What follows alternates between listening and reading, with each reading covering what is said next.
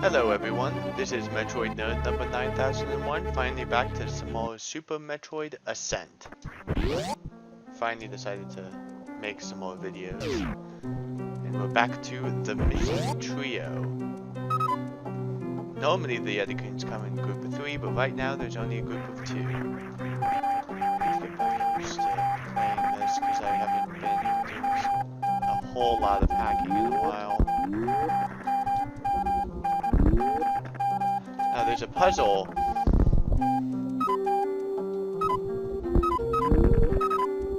Because these blocks on the right side have to be broken by enemies. However, there's a very specific way that you have to get the Edecoons to jump into the blocks. And it has to do with raising and lowering these gates. I've never actually done it, so this will be a fun time.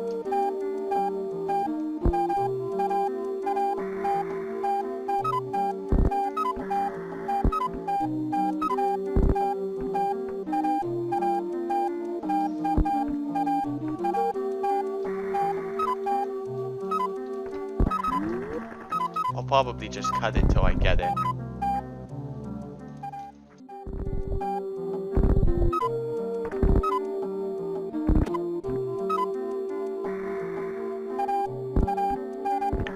There we go.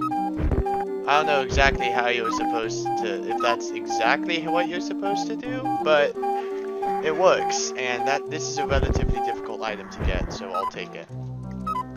Now, it's a bit dark. There's a reason this room is called Missing Trio.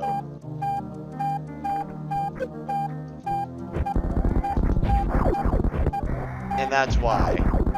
The third Edecoon is dead. But he was hiding a super missile. I guess we'll just take that. Completely missed. I guess I missed on my way down. I forgot that this is where the passage is. One of the many ways to go. This is a pretty large area. If you thought that Zone 2 was big, you ain't seen nothing yet. Because there's, I think, essentially it's like 2 zones in one. Just based on how big it is. There we go. No! Sticky toes. This room is probably quite fun for speedrunners.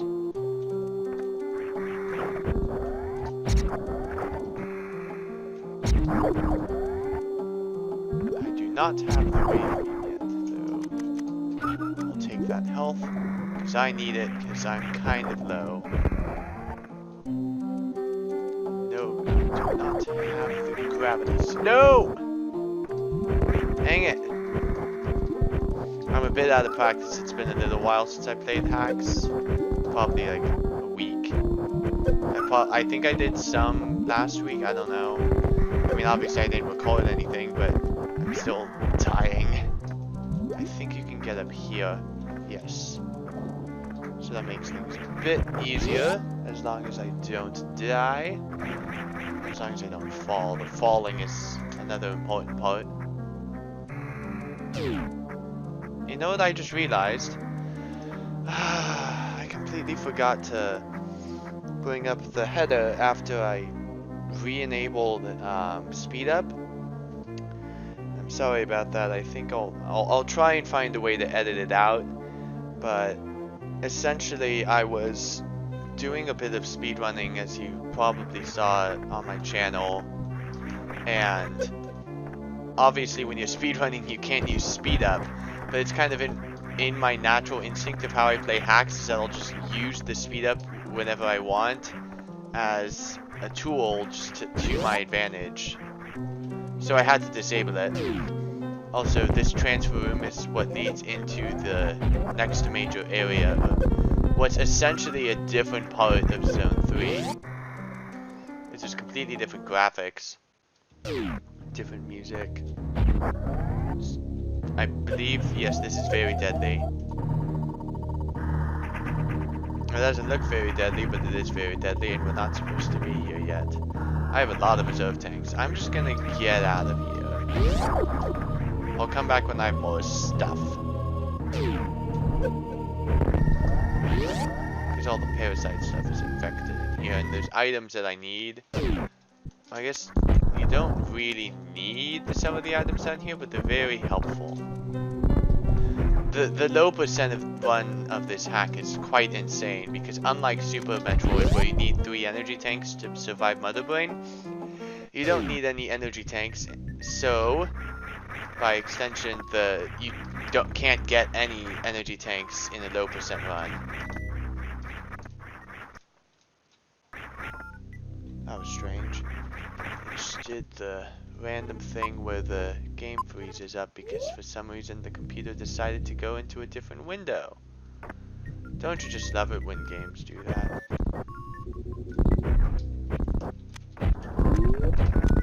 I think every time I found this room I've originally gone to the other side, so this will be interesting because now it's time for the pre-gravity suit Chozo. If I can actually... There we go. I think this hack is a very interesting implementation of the Chozo. Because usually it's just, oh, it brings you to the gravity suit in the wrecked ship. Well, now there is no wrecked ship. It brings you somewhat close to where gravity is, if I remember correctly. But it's not like it just goes straight to where gravity is. I like that it just burrows straight through the wall, even though those aren't the enemy blocks. These are the enemy blocks that it burrows through, so that you can get through. Yeah, it has a little marker on the ground.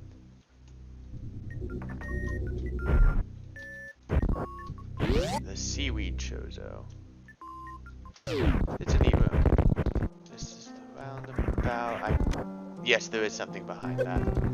Can't remember quite what, but there is something.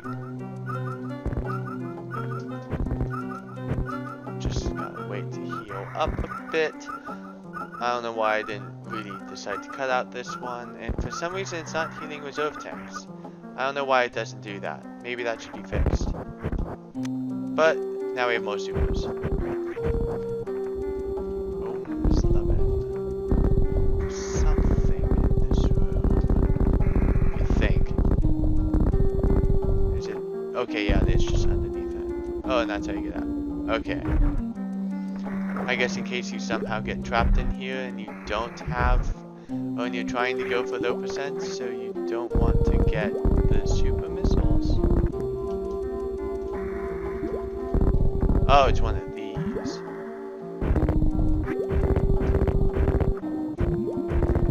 Although I don't have the ice beam, so I'll have to take damage. The ice beam is somewhere in that final area.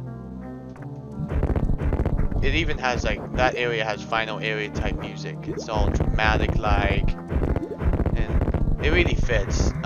Benox didn't compose the music himself. This is music, I think it's by KK's, no, it might be by KK0, but I don't think. Either way, if you've played Super Metroid Arcade, you've heard it because it's in Arcade. But I think I've said that before. I'm not entirely sure. I don't really need to underwater wall jump, I can just jump.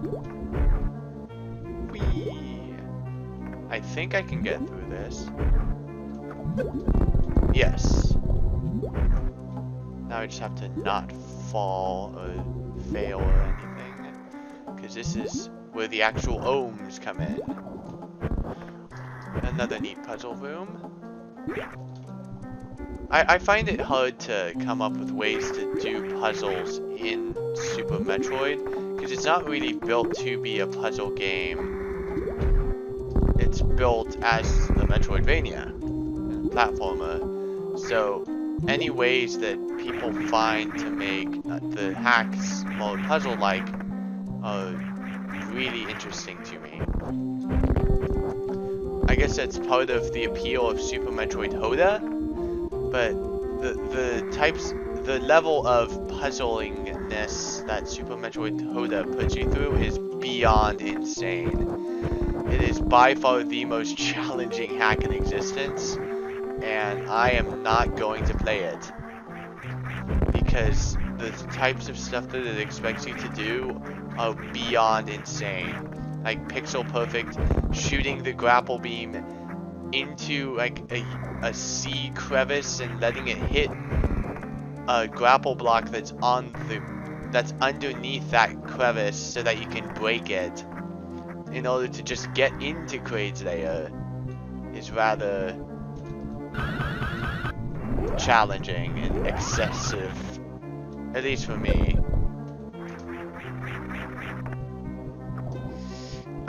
Saffron, whom I've mentioned multiple times on the channel, he did fully complete Hoda, the Madman. No! I think there's something in there. But yeah, Saffron is an absolute mad lad when it comes to being able to complete hacks. And there is nothing in here, that's just a random suspicious spot that's suspicious for no reason. Well, I'll just go up here. Because up here we have energy tank. Oh! Power bombs. I guess this is one of the places where you can get your first power bomb.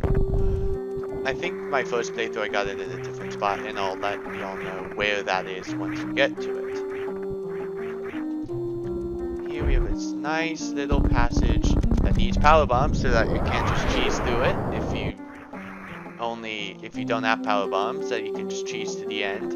You have to go through the whole water section.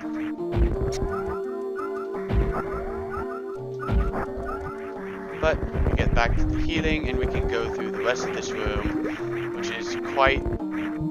You saw right there, if any of you have played Mega Man, you know what that is, and lots of Mega Man players dread it, but they're the reappearing, disappearing blocks that Clement J64 loves oh so much.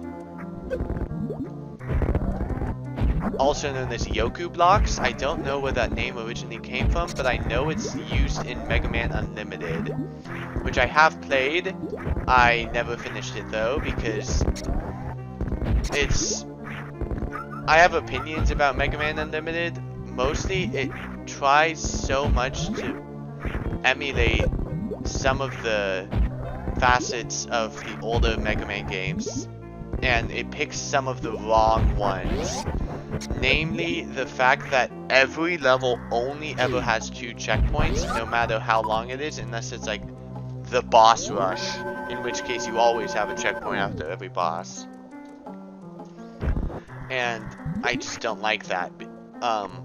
Mega Man 7 was the first of the games to have more than 1 checkpoint in levels.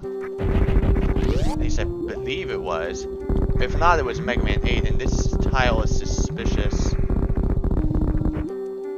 Why is it like that? There's nothing breakable there. But Nox, you need to fix that if that is in fact not anything. Which I don't believe it is. It appears to not be anything. But Boost Ball still seems to be the best way to navigate underwater, and we get another reserve tank. Oh, that's what that is. So you don't need to fix that. I'm sorry, I'm just... Well, I don't know. I don't need to go through here. This is the same room that I was in earlier, except this is the bottom of it, the west shaft. As you can see on the map, it's connected to the room I was in earlier where I went around to get the power bombs. It's a really big room. There are some rather large rooms that connect to a lot of places that you wouldn't quite expect them to. But now we can actually see the Yoku blocks in action, and there I believe is the power bomb. There's a power bomb. It's called Inception because we are about to have some roomception. It's a room within a room. And you can see it from the outside, and you can see where the power bomb is. But you just simply have to know where it is. I don't remember how you're supposed to get to it though. I don't think I can get this yet. Yeah, no, I have to get the gravity suit first. That's wonderful. But I will come back here. Luckily, this area isn't excessively challenging to navigate. Even without the gravity suit, as long as you have the high jump boots.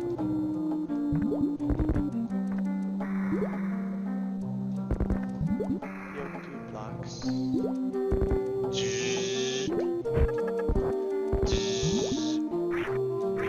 Oh yeah, I guess I have shown off Yoku blocks on this channel because I played Mega Man 1 and I did like the whole Mega Man 1 reverse boss order thing, and I got to showcase my Yoku block skills in Iceman stage, doing the whole thing without the magnet beam, which most players would have by that point.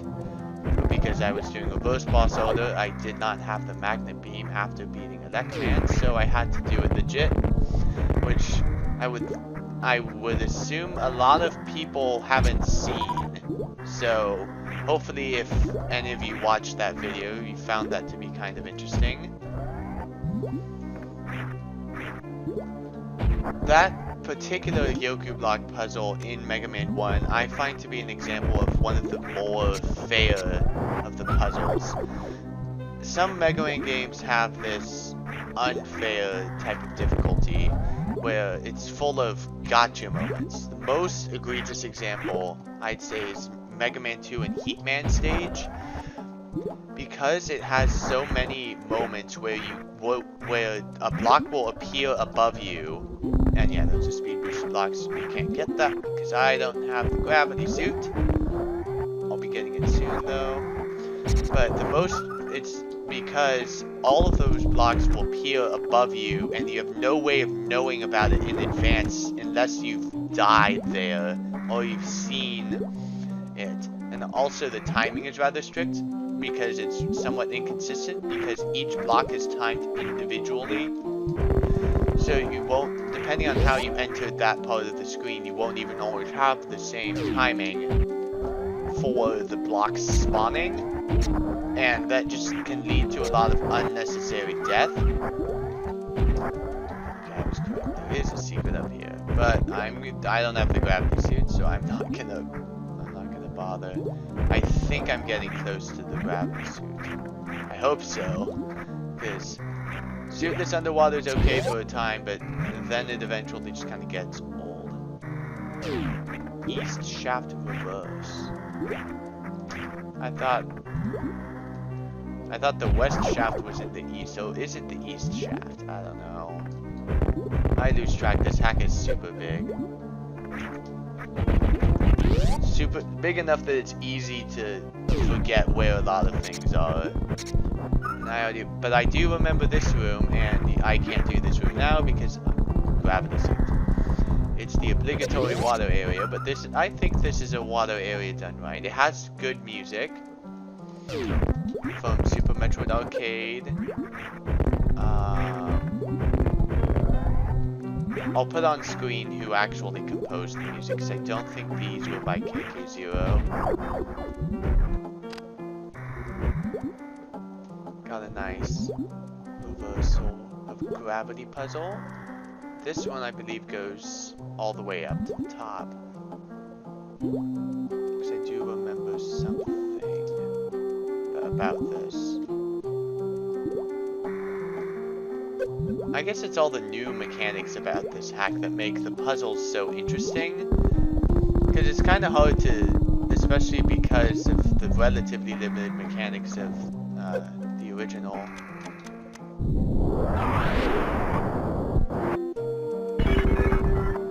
That's one way to do it.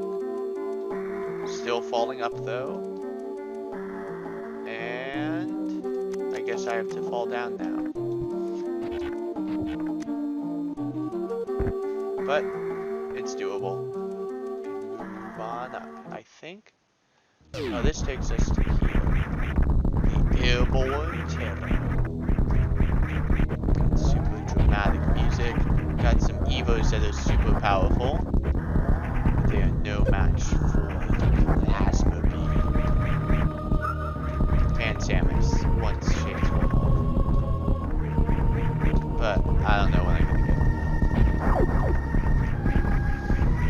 don't really need to be at full health. You just need to have enough health to not die, I guess.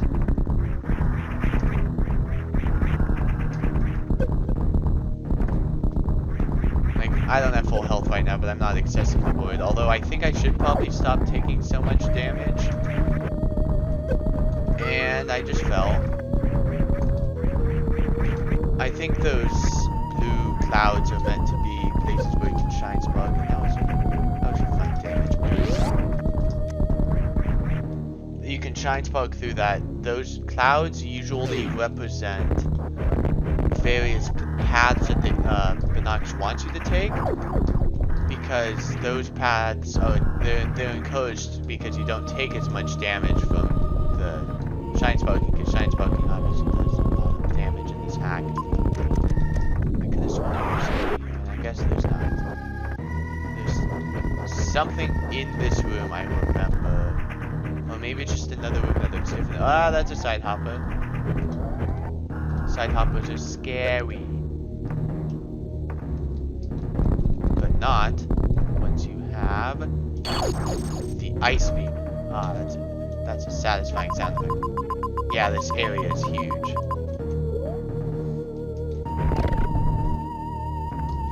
The beams do stack, even though there is a quick change feature for the beams. They do stack.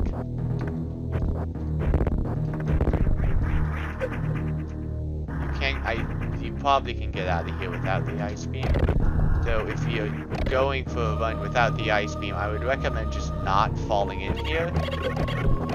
Now the beam should deal more damage. And also freeze enemies. I guess it's the more important aspect of the ice beam. The actual ice part. Though it is somewhat noticeable, but not always, that the ice beam makes the nether beam deal more damage.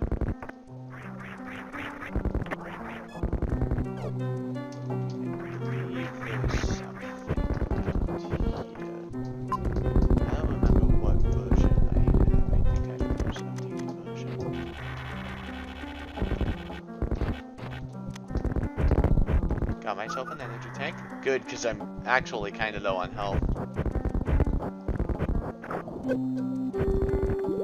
This seems like a pretty good spot to try out the newfangled ice beam. Once this thing decides to freeze. There we go. Make ourselves a platform and we can go.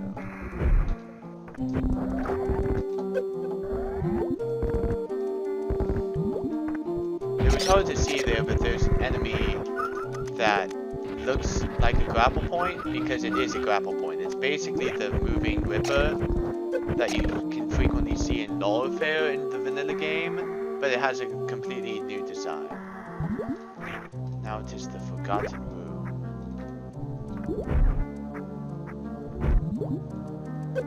I don't remember why this is the Forgotten Room. Maybe that's why it's forgettable. Big room though. And like the rest of the area, has quite beautiful graphics. Does the map continue like that? More sharp soil. I guess that means the spikes. But you can just spring ball over them. So it doesn't really matter that much. I don't know if I'm going the right way.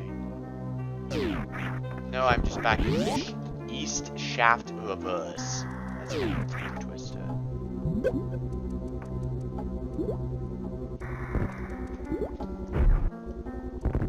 Oh wait, I don't think I finished my point on the Mega Man thing.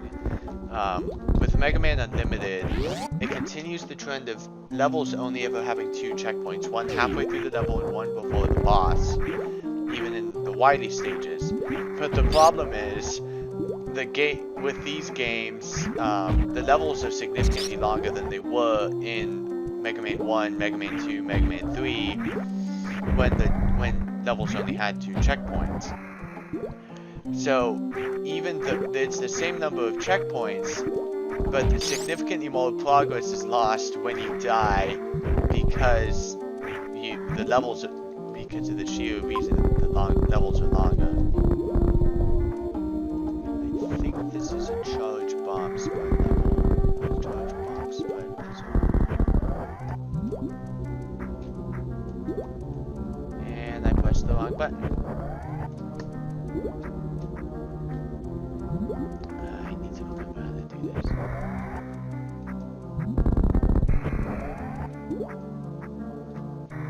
There we go, okay.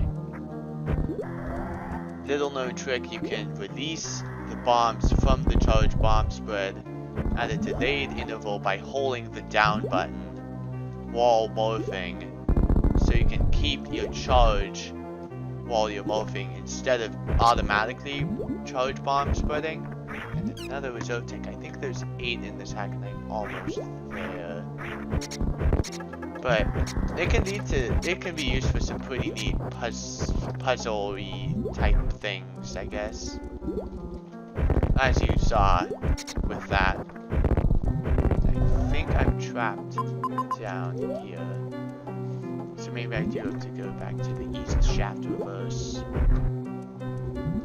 Except go a different direction to hopefully find my way to the gravity suit, and there's a lot of sizers. A lot of people just call them crabs, but they are technically sizers, I believe they're called. Not to be confused with Sizer, one of the...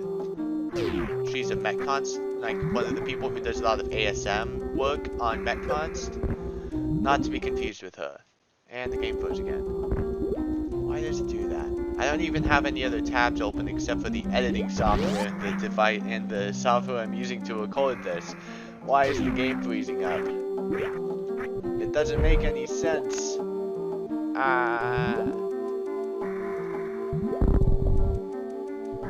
But I guess we can explore a different method of navigating this room, even though I'm still upside down.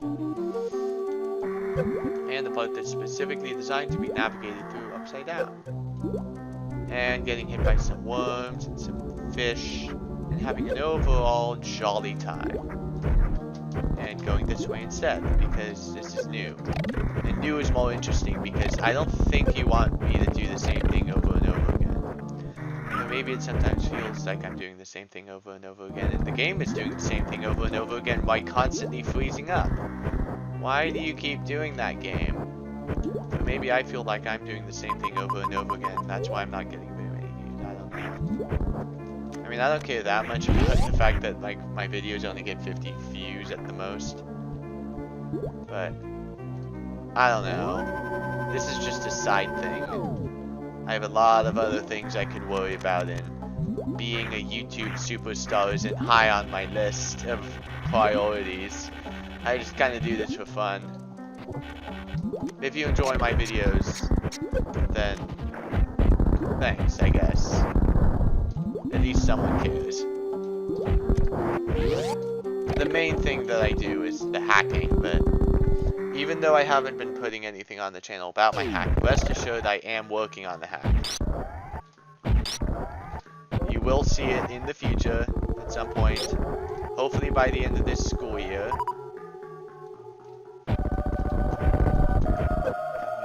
Quite fast. There we go. Oh, I'm losing health quite quickly.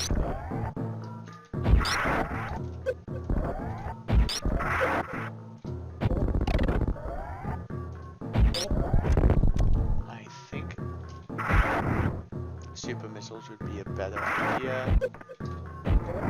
Yes. Oh, that's brilliant. Just get the Rinka trapped in the bottom. And don't accidentally knock it onto the ground again. That would be not good. Dang it.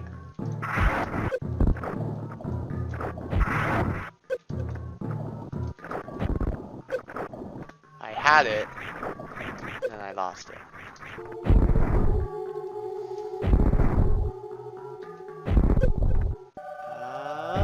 There we go. Just gotta... Dang it.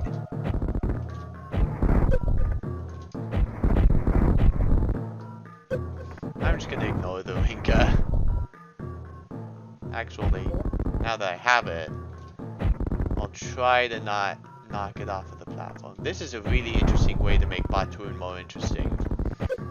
Like, redesign adds sand and a bunch of random obstacles into the middle of the room, but this is like a infinitely respawning Winker that moves super quickly around the room, and it's overall a very fun time. I would rank this among the higher, like, if you were to rank like interesting changes to boss fights that I've seen in hacks, this is a pretty high one. Our puddles are getting waterlogged. Name that SpongeBob episode. I actually can't name it off the top of my head, but I remember that quote from it. It's the one where SpongeBob and Patrick are mini-golfing in SpongeBob's house because it starts raining, and then they annoy Squidward about it.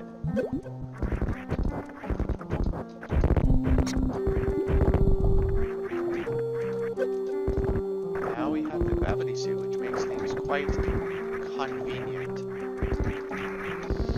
These particular Yoku blocks are unlike some of the others because they simply will disappear and then reappear, and they're not necessarily in a particular timer. Well, they're not like timed so that only one set is open at any given time. It's just that they disappear and reappear in time, in sync with each other. Come on, game, stop freezing. Why do you keep doing this? This is quite annoying. Also, this is why I'm beginning to think that my version of the game is outdated, because I'm pretty sure there's a save room here in later versions of the hack. And the reason I remember that is because when I was beta testing this hack, I told Binox, hey, why is there this massive stretch of the hack where of Zone 3 where there just simply is no save station? So he added a save station there, and the best part about it, at least to me, and some of the people who've played this hack found it pretty funny too, is that he called it the Metroid Nerd Save, because I'm the one who's like, hey, there should be a save station here. So he named it after me. I found that to be rather sweet.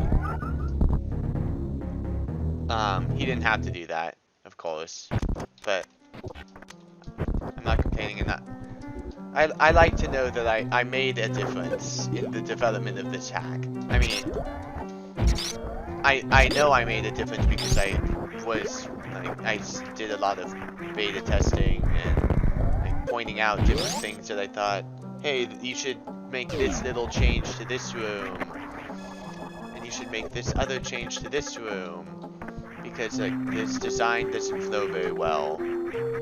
All that kind of stuff.